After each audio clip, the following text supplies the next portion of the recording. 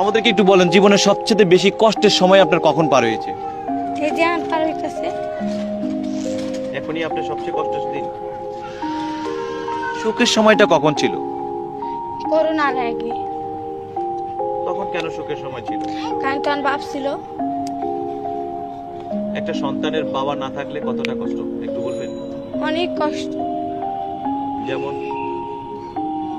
এই যে যেরকম রাস্তায় পড়ে আছি। মানে বাবা নাই দেখে আপনি রাস্তায় পড়ে আছেন। যদি বাবা থাকতো? আর কি আর রাস্তায় নামতে দিত?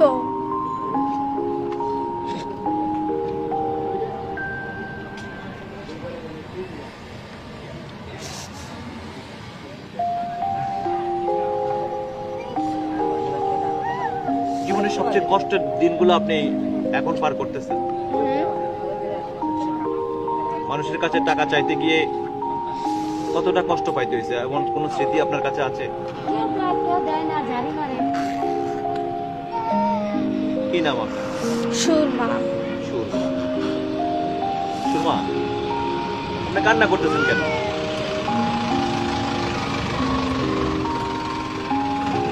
হ্যাঁ,